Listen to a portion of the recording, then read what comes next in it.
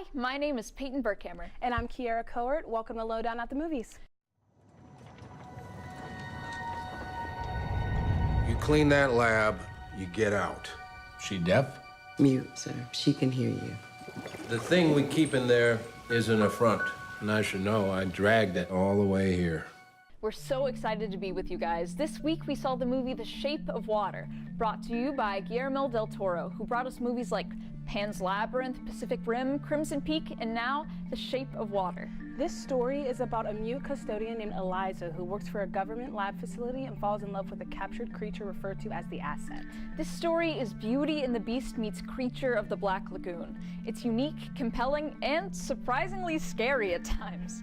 So let's talk about what genre we put this movie in. This movie has so many different genres. Categorizing it into one just wouldn't do the movie justice. I agree. It's a romance, it's a thriller, and it's a melodrama. Not to mention a period piece, film noir, sci-fi, fairy tale, and at one point a musical. The movie takes place in the year 1962 in Baltimore, Maryland. With the movie being set in the time period, I think it allowed for the plot to really stand out more, and it helped heighten the suspense and eeriness throughout the film.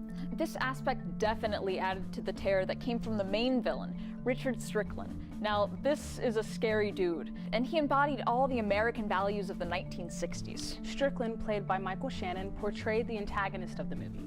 His menacing demeanor and sarcastic disdain made for the perfect villain. And what a great counterpart to the lead actress, Sally Hawkins, who was amazing in this movie. She played Eliza. Eliza's a mute character who communicates through ASL throughout the movie.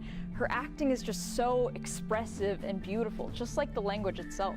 ASL is how Eliza is able to communicate with the Asset. They're able to connect and understand each other on ways other people can't, which, as Payton so poetically stated, makes for an expressive and beautiful interaction. Nothing out of the ordinary. This is the most sensitive asset ever to be housed in this facility. There's this really wonderful core group of outcasts leading this entire movie. Guillermo really plays on their inability to communicate and be understood because of their individual differences. Being outcast is how I think the characters connect with each other. Zelda, who is played by Octavia Spencer, is ignored at home by her husband and is in an empty marriage. And Giles, played by Richard Jenkins, is a recovering alcoholic who's been shunned by all of his previous co-workers.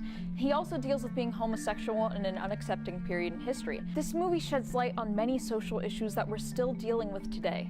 In many ways, it shows us how some things haven't changed since the 1960s. Eliza, honey, he's coming for you.